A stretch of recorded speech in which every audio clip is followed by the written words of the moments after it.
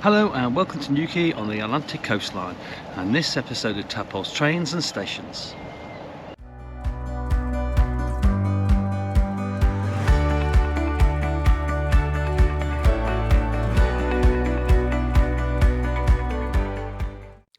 Newquay Railway Station is a branch line terminus that serves the seaside town of Newquay on the north coast of Cornwall, northwest of Par on the Cornish Main Line. The station itself is situated in the heart of Newquay, close to the town centre and its popular beaches. It is a terminus of what is marketed as the Atlantic coastline, which stretches between Par and Newquay and is 20.5 miles long. Other stations on this branch, which we'll investigate in further episodes, are Luxillian, Bugle, Roach, St Column Road and Quintrell Downs.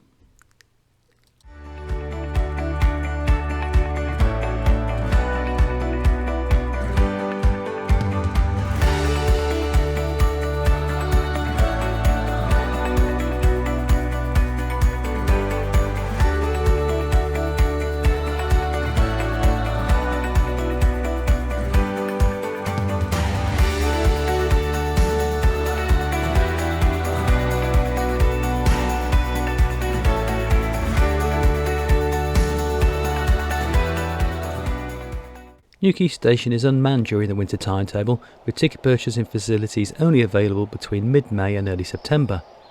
For the rest of the year, passengers need to either purchase a ticket online or from the on-train staff. Nor are there any waiting rooms or toilet facilities. There is a small shelter on the single platform and a large canopy behind the buffer stops to give some protection from the elements. There are also information points and electronic displays, along with refreshment facilities in the form of a cafe. A disused second platform is currently being restored as part of the Mid-Cornwall Metro project.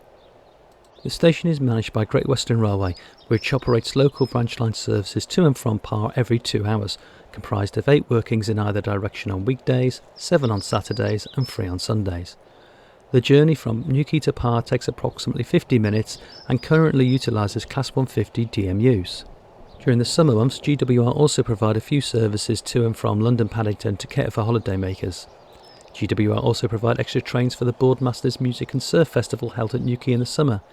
These trains run between London, Paddington and Newquay, and between Plymouth Par and Newquay.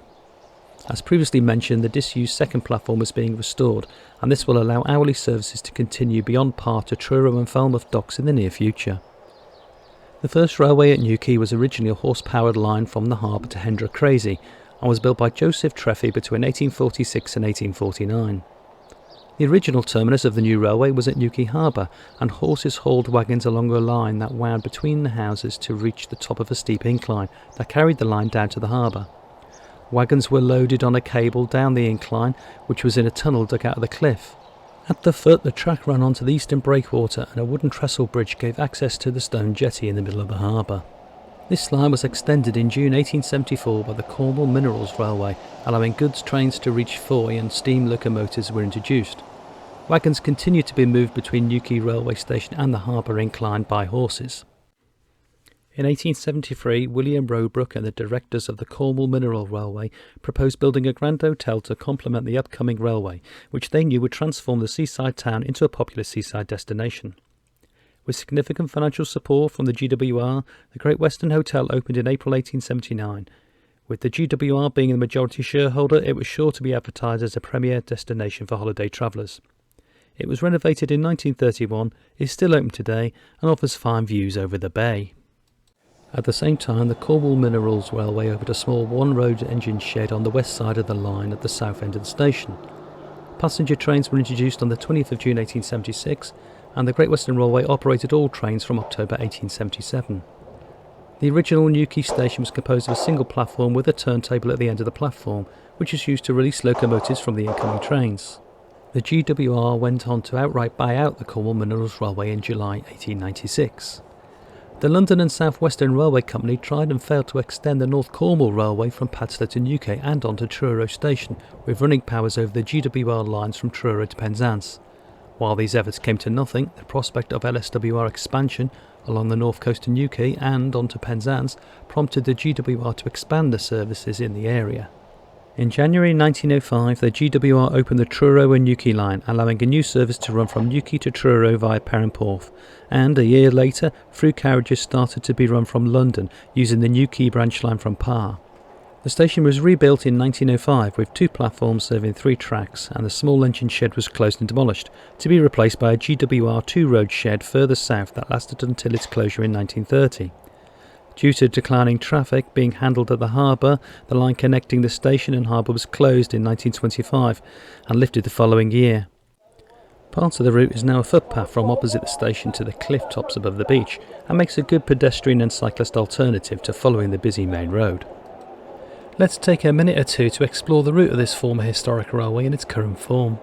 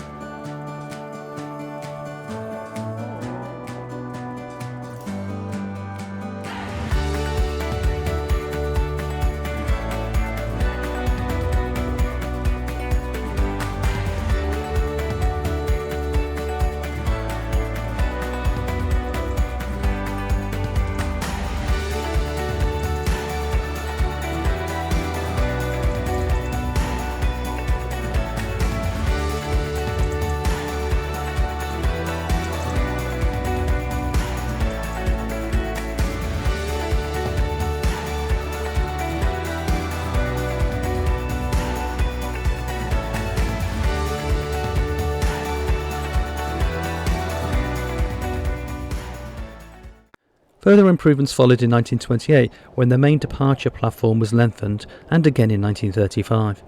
The second platform was lengthened in 1938, and these enlargements helped to accommodate the longer trains that were now bringing holidaymakers from London and elsewhere.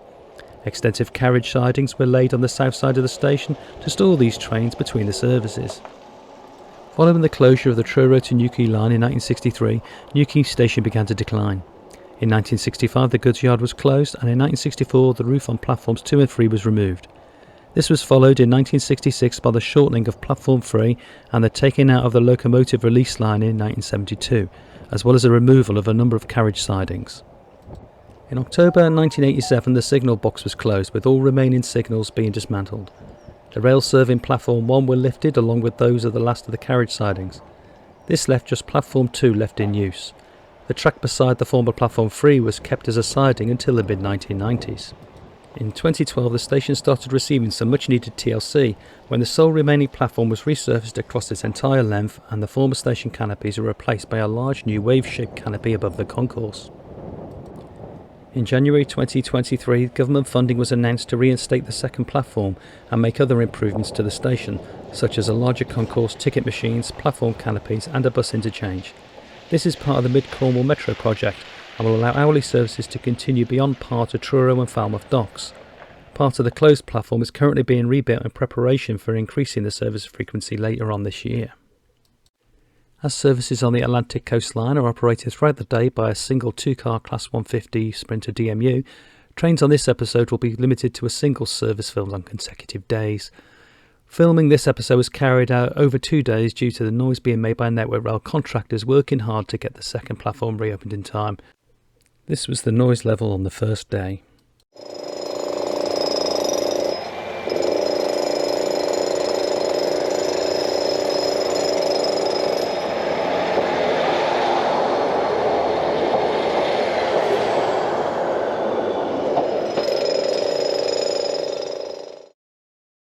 And now, the trains. First we see a GWR Class 150 Sprinter 150-243 arriving at Newquay with the 1413 part to Newquay service. I position myself at the end of the long platform in an attempt to avoid the noise of the jackhammers.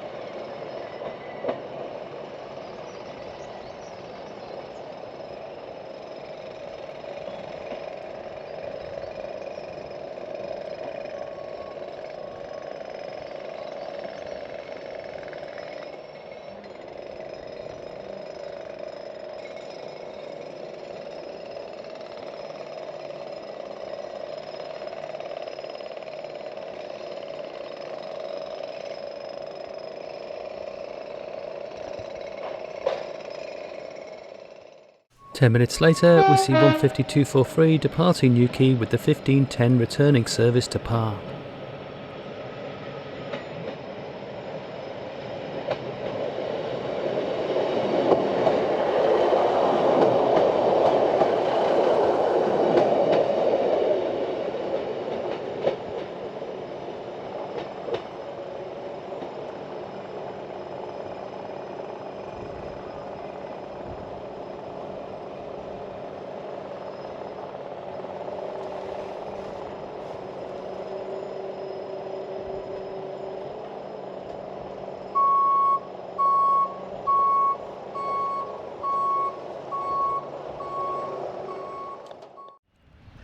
Following morning we see another GWR Class 150 Sprinter 150-263 arriving at Newquay with the second service of the day, the 018 part to Newquay.